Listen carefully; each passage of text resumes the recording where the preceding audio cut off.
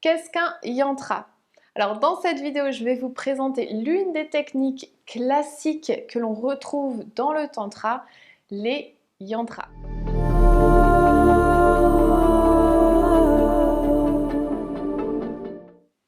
Bonjour à tous, namasté, j'espère que vous allez bien. Si vous ne me connaissez pas encore, je suis Ishvari, je vous accompagne sur le chemin de la transformation vers une vie plus profonde, ancrée dans le cœur. Et donc pour cela, j'utilise différentes techniques, différentes pratiques, principalement issues du yoga, du tantra, aussi bien le tantra classique que du tantra moderne. Et là, dans cette vidéo, ça sera directement connecté au tantra classique et aussi tout ce qui touche au corps, au mouvement et à la danse. Et si ce n'est pas déjà fait, je vous invite à vous abonner en cliquant sur le petit bouton juste en dessous de la vidéo, car chaque semaine, il y a donc une nouvelle vidéo qui sort. Donc si tous les sujets autour de la sexualité consciente, des relations sacrées, de cet équilibre du féminin et du masculin, tout ce qui touche à la spiritualité, au tantra, à la culture indienne par exemple, si tout ça vous intéresse, donc abonnez-vous car tous les jeudis, il y a donc une nouvelle vidéo qui sort. Donc vous le savez, il y a quelques semaines, j'ai commencé à faire une série de vidéos sur 3 pratiques principales qui sont incluses dans le tantra classique en fait. Donc on a parlé précédemment des mudras, des positions des mains. On a parlé des mantras. Cette vidéo-là est divisée en deux parce qu'elle était très longue, j'avais beaucoup de choses à vous dire. Et donc là, aujourd'hui, on attaque la troisième partie, le troisième exercice, la troisième pratique, c'est donc les yantras. Donc vous allez me demander, mais qu'est-ce que c'est un yantra? Alors les yantras, vous en avez peut-être déjà vu, il y en a ici par exemple, donc c'est des formes géométriques sacrées. Donc il y a ça, vous connaissez probablement celui-ci, que l'on appelle le Sri Yantra. Il y en a d'autres aussi, par exemple celui-ci. Donc tout ça, c'est des yantras, des formes géométriques sacrées. Et en fait, donc c'est des symboles qui sont là ici pour nous aider à connecter avec une certaine énergie, avec une certaine divinité en fait en général. On les retrouve dans la tradition bouddhiste, hindouiste et tantrique bien sûr. On va les retrouver dans certains textes, dans ce qu'on appelle les agamas, les tantras, c'est des textes qui regroupent toutes ces connaissances sur le tantra qui ont fabriqué en fait, qui ont créé le tantra. Donc on va les retrouver dans ces textes-là. Et donc moi j'ai découvert ça il y a une dizaine d'années quand je suis rentrée dans une école tantrique. Je ne connaissais pas du tout les yantras et c'est vrai que les formes géométriques en général ça m'a toujours attirée. C'est vrai que maintenant de nos jours on en retrouve pas mal partout, c'est souvent en bijoux ou des choses comme ça. On aime bien, on les met chez nous, mais des fois on ne sait pas en fait du tout ce que c'est, ce que ça représente et vraiment à quoi ça sert en fait, pourquoi c'est là. Donc dans cette vidéo, j'espère vous en apprendre un petit peu plus sur ces formes géométriques sacrées. Alors d'où ça vient ces yantras? Alors c'est pas tout le monde qui peut créer des yantras, hein, alors vous pouvez bien sûr dessiner vos formes géométriques chez vous, créer votre propre yantra si vous voulez, mais on va dire les yantras que l'on utilise dans la tradition tantrique. Ce sont des sages qui ont médité pendant des années, qui ont pratiqué pendant des années à essayer de rentrer en connexion avec une certaine énergie, avec une certaine divinité et sont rentrés vraiment en fusion ils sont vraiment rentrés donc dans ces états de samadhi, d'éveil spirituel en connexion avec cette divinité et sont ressortis de là en créant du coup les mantras et les yantras. C'est pour ça que c'est super connecté tout ça, aussi les mudras hein, bien sûr. Mais donc les mantras par exemple, c'est considéré comme étant le son de la divinité. Et les yantras, c'est considéré comme étant la forme de la divinité. Donc c'est un petit peu comme si c'était le corps de la divinité. À quoi ça sert? Alors comme je vous l'ai dit, ce sont des formes géométriques qui vont nous aider à entrer du coup en communion avec une certaine énergie, avec une certaine divinité. En travaillant avec les yantras, c'est un petit peu comme si on émettait un champ énergétique. Il y avait le champ énergétique de la divinité qui était émis en fait. Et ça peut vraiment nous aider à soutenir notre pratique. Ça peut vraiment nous aider à rentrer profondément en méditation aussi, par exemple. Vous allez voir que c'est plus facile en utilisant cet outil-là. Donc en gros, c'est un outil qui est là pour nous aider à établir un petit peu une sorte de connexion fusionnelle avec le cosmos en fait. Comment c'est fait? Alors vous allez voir qu'en fait tous ces yantras-là, c'est en fait une combinaison de formes géométriques. Il y a plein de différentes formes géométriques qui se rejoignent. Très souvent, c'est souvent les mêmes qui reviennent en fait, parce que toutes ces formes géométriques, c'est un peu des formes qui vont impacter notre conscience. Par exemple, si je prends, donc ça ici c'est le yantra de Bhuvaneshwari, c'est l'une des déesses tantriques. D'ailleurs, si vous voulez en savoir plus sur les déesses tantriques, je vous ai créé un cours qui s'appelle la danse des déesses tantriques, où vous allez tout savoir sur leur énergie, leur enseignement, où là ici on va aussi travailler avec des mantras, avec les yantras de chacune des déesses, et bien sûr aussi avec la danse dévotionnelle. Donc le yantra de Bhuvaneshwari.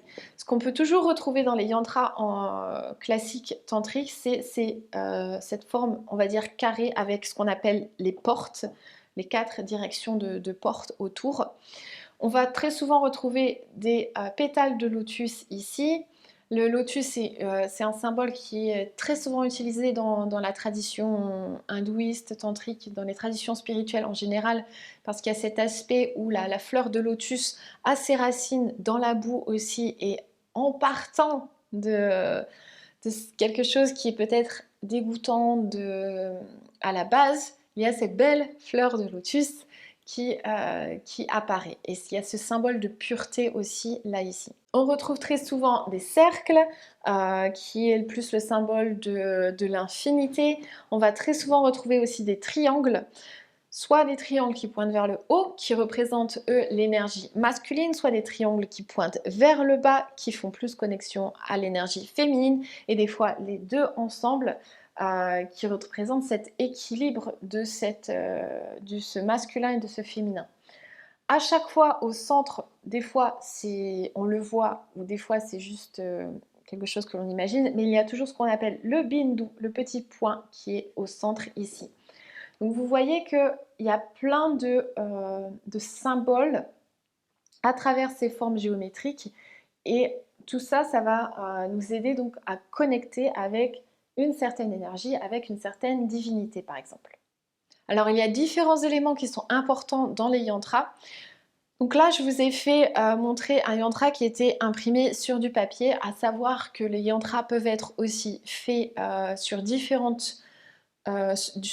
supports. Ça peut même être fait directement au sol, dans de la terre aussi. Ça peut être fait sur des métaux, par exemple en or et en argent. Ça rajoute différentes qualités aussi en utilisant ça. Ensuite, on peut utiliser différentes choses pour dessiner le yantra. Donc, il peut y avoir aussi différentes couleurs qui sont associées. Là, par exemple, vous en avez un avec des couleurs. Ça, c'est le yantra de Lakshmi, de Kamalatmika, la dernière des déesses tantriques, par exemple. Donc il peut y avoir différentes couleurs qui peuvent être associées à ça. Dans certains rituels, donc comme je vous l'ai dit, on peut construire nous-mêmes les yantras donc au sol, ce qu'on appelle aussi des yantras en vie, où on met vraiment de la terre, où on peut utiliser des graines. En fait, on fait des lignes et on plante des graines au niveau de ces lignes pour créer un yantra vivant. Dans d'autres cas, on peut utiliser du riz, et du riz blanc ou du riz coloré en fait, avec les différentes couleurs qui sont connectées aux divinités aussi, ou aussi avec du turmeric par exemple, coloré avec du turmeric. Et aussi on peut faire un yantra avec des fleurs. Donc tout ça c'est les différentes manières classiques d'utiliser et de pratiquer avec les yantras. Et aussi donc une étape importante dans la pratique avec les yantras, c'est ce processus de énergiser ce yantra, d'amener de l'énergie dans ce yantra à travers la vénération. Donc on peut le vénérer à travers différentes choses, en méditant dessus, en faisant des offrandes de fleurs par exemple, ou de tous ces liquides sacrés que l'on utilise très souvent dans les rituels tantriques, comme le lait, le, le yaourt, l'eau, le miel, tout ce genre d'éléments-là aussi, ça peut être vénéré, ça peut être offert sur le yantra. Donc ça, c'est des yantras, on va dire plats. Il y a des yantras aussi sous forme de pyramide en 3D qui peuvent être aussi utilisés pour ça. Ce que je vous recommande de faire, si vous avez le temps, si ces yantras, si ces formes géométriques vous appellent, c'est de dessiner votre yantra. Dessinez-le vous-même sur une feuille avec juste un crayon et ça ira très bien. Pas besoin de tout ce que je vous ai dit avant. Ce sera la manière juste plus simple pour vous de le créer et de connecter avec certaines divinités. Donc essayez de trouver peut-être un yantra qui vous parle. Donc comme je vous l'ai dit, là par exemple, le yantra de Bhuvaneshwari n'est pas très compliqué à dessiner, il n'y a pas trop de formes complexes. Commencez avec quelque chose d'assez simple. Vous allez voir qu'en fait c'est peut-être un petit peu plus compliqué que ce qu'on pense, parce que pour vraiment arriver à quelque chose de correct, d'équilibré, de droit, c'est pas forcément facile. Il faut être assez précis pour ce genre de travail. Donc rien que le dessiner, en fait, ça va être déjà une sorte de méditation. Moi, j'aime vraiment beaucoup prendre le temps de les dessiner. Et si vous vous sentez un petit peu plus aventureux, aventureuse, ben, essayez de dessiner donc le Shri Yantra. Le Shri Yantra, ça, c'est en fait le yantra, la forme géométrique de la troisième des Dasha Mahavidya. Les Dasha Mahavidya, ce sont donc les déesses tantriques. Donc ça vient de la tradition tantrique, ce n'est pas quelque chose de New Age, ce n'est pas quelque chose que j'ai inventé. Et donc ça, c'est la forme de Tripura Sundari, de cette troisième des Dasha Mahavidya, qu'on appelle aussi la Lita, par exemple, ou Shodashi. Celui-ci, c'est probablement le plus complexe. Donc si vous en avez le courage, pour moi, quand je le dessine, j'en ai pour des heures et des heures pour pouvoir réussir à le faire correctement. Il y a des tutoriels sur YouTube que vous pouvez suivre. Je vous recommande de faire ça parce que vous n'allez pas y arriver. Sinon, si vous essayez de le faire vraiment vous-même, comme ça, à moins que vous ayez des habilités assez spéciales, un cadeau assez spécial ici. Mais donc, essayez de dessiner votre propre yantra,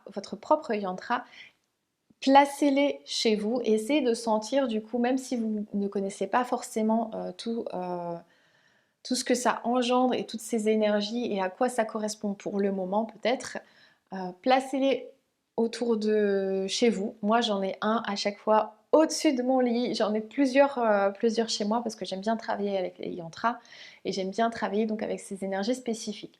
Si vous avez envie d'en savoir plus sur ces yantras et sur ces différentes divinités que l'on peut appeler, je vous invite à rejoindre le cours en ligne que je propose qui s'appelle la danse des déesses tantriques.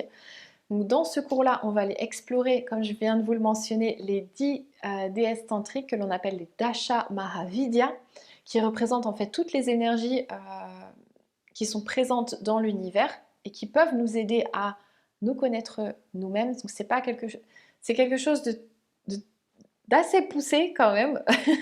Si vous n'y connaissez rien, si vous n'avez jamais trop fait de travail sur vous auparavant, je vous conseille d'abord d'aller faire le cours Saveur féminine et ensuite d'aller au cours La danse des déesses tantriques, parce que vous allez peut-être avoir du mal à suivre celui-ci.